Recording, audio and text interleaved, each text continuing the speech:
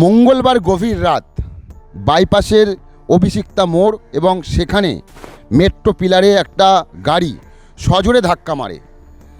এতটাই জোরে ছিল যে সেই এয়ারব্যাগ বেরিয়ে আসে, গাড়ির সামনে একেবারে ভেঙে যায়।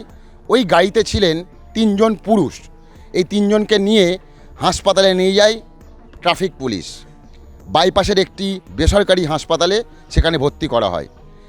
এই 3 জনের মধ্যে একজন তিনি বলেন যে ট্যাংরাতে একটি বাড়িতে 3টি দেহ পড়ে রয়েছে।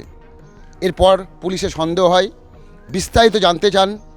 তখন তাদের মধ্যে একজন জানান যে হ্যাঁ, একটি বাড়িতে 3 জন মহিলা, তাদের দেহ পড়ে রয়েছে। সঙ্গে সঙ্গে পুলিশ সেখানে পৌঁছয় এবং পরবর্তী সময় জানা যায় 3টি ঘরে 3 মহিলা পড়ে রয়েছেন এবং হাতের শিরা কাটা, বিভিন্ন জায়গায় ক্ষতচিহ্ন রয়েছে।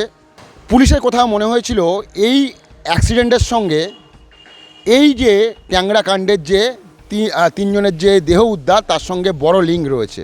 পরবর্তী সময় পোস্টমর্টমে পাঠানো হয় এবং পোস্টমর্টমের যে রিপোর্ট, সেই রিপোর্ট দেখে প্রাথমিকভাবে যে তদন্ত উঠে এসছে, সেখানে বলা হচ্ছে এই 3 জনকে খুন করা হয়েছে।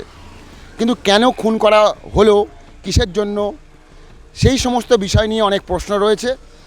আমি প্রথমেই আমার ক্যামেরা পার্সন সৌম্যদীপকে বলবো, যে গাড়িটি সেদিন অভিষিক্তার বাইপাসে সজোরে মেট্রো পিলারে ধাক্কা মেরেছিল, সেই গাড়িটি গড়ফা থানায় রাখা রয়েছে। তদন্তের খাতিরে লেখা রয়েছে, ব্যারিকেড করে দেওয়া হয়েছে, Kolkata police, do not cross, আবার কলকাতা পুলিশ, অর্থাৎ এই এরিয়ার মধ্যে যাওয়া যাবে না। যেহেতু গাড়িটি রাখা রয়েছে, তদন্ত চলছে পুরো বিষয়টি নিয়ে। সামনের যে অংশ, সেই অংশ এখনও পর্যন্ত ভেঙে পড়ে রয়েছে। নাম্বার প্লেট, সেই নাম্বার প্লেট হাফ দেখতে পাচ্ছি।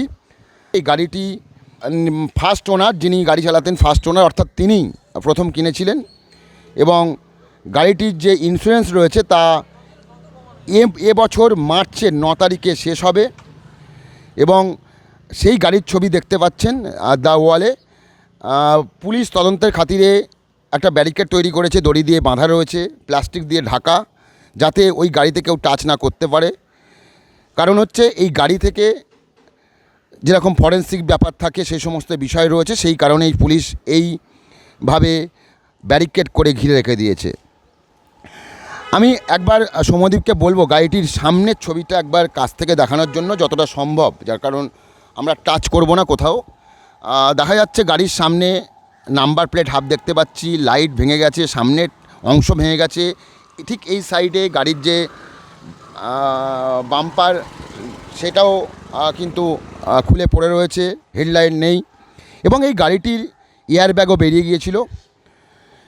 এখন প্রশ্ন হচ্ছে যে গাড়িটির সঙ্গে ওই খুনের সম্পর্ক কী? যে 3 জন হাসপাতালে ভর্তি ছিলেন, তাদের মধ্যে একজন তিনি জানিয়েছিলেন যে তারা গাড়িটা অ্যাক্সিডেন্ট করে বা ধাক্কা মেরে আত্মহত্যার চেষ্টা করেছিল এবং সেই সময় তারা বলেছিলেন যে ট্যাংরাতে একটি বাড়িতে 3 জনের দেহ পড়ে রয়েছে। পরবর্তী সময় যেমনটা বললাম, পুলিশ সেই দেহ উদ্ধার করে, ময়নাতদন্তে পাঠায়।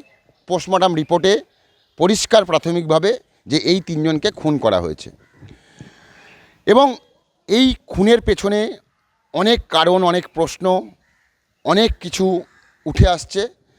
সবটাই তদন্ত চলছে এবং তদন্ত শেষ হলে আরও পরিষ্কার হবে মোটিভ কী ছিল এবং যারা এই গাড়িতে ছিলেন তারা এখনও পর্যন্ত বাইপাসের একটি বেসরকারি হাসপাতালে ভর্তি রয়েছেন। তারা সুস্থ হওয়ার পর এবং তাদের সঙ্গে ইতিমধ্যেই পুলিশ কথা বলছে, আরও বিস্তারিত তথ্য জানা যাবে।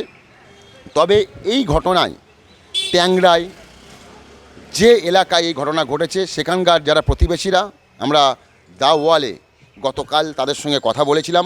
আমাদের রিপোর্টার প্রীতি ঘটনার পর থেকেই ট্যাংরাতে বিভিন্ন যারা প্রতিবেশী রয়েছেন তাদের সঙ্গে কথা বলেছেন। তারাও হতবাক, তারা ভাবতে পারছেন না যে এরকম একটা ঘটনা ঘটে যাবে এই পরিবারে। কারণ তাদের বক্তব্য, এই পরিবারের লোকজন পাড়ায় তেমন নাম ছিল, পরিবারের একটা সুনাম ছিল, ভালো পরিবার বলে তাদের মনে হতো। তারপর এরকম একটা ঘটনা, সেই ঘটনায় তাদের কাছেও একটা বড় শক বলতে পারেন, কারণ তারা মনে করছেন এরকম ঘটনা ঘটবে কোনো দিন কল্পনাও করতে পারেননি। গতকাল যে সমস্ত রিয়াকশান প্রতিবেশীরা দিয়েছিলেন আমরা দেখিয়েছি।